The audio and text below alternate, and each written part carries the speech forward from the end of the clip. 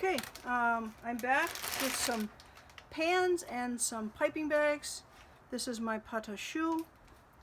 I'm going to first pipe a couple of things that are classic. I'm going to use a plain tip to pipe some eclairs and cream puffs.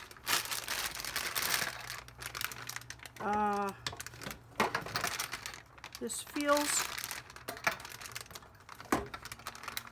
like a good consistency. So I'm going to be doing some small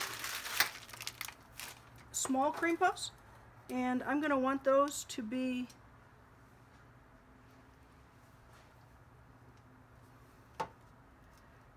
about the size of a walnut, unhusked walnut. I'm going to keep the bag in one spot, pipe smoothly, and cut off. Okay. That's what I'm doing for cream puffs.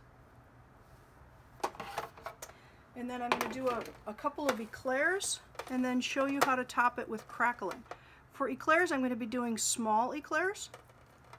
I'm going to make them the same size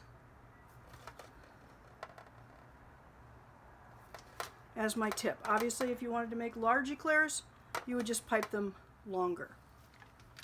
Okay, so yesterday, or in a previous video, I showed you how to make the cracklin, and we rolled it when it was soft, and then I put it into the freezer. So right now it's frozen. This is not a necessity, but to use this, I'm going to find a cutter that's the same size as my cream puff.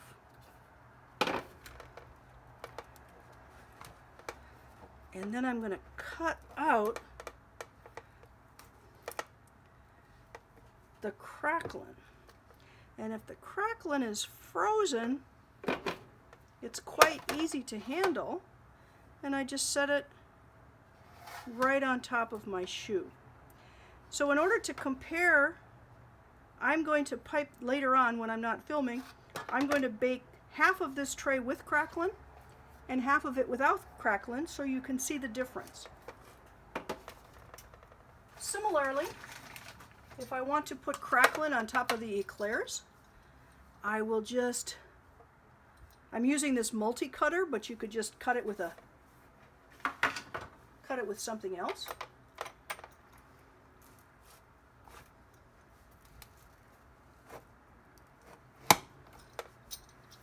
And I'll get the length.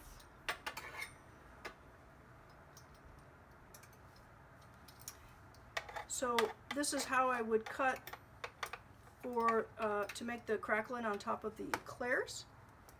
Anything that you have extra that you're not going to use, the scrap on the sides, for example, you can just put that back together and roll it out again.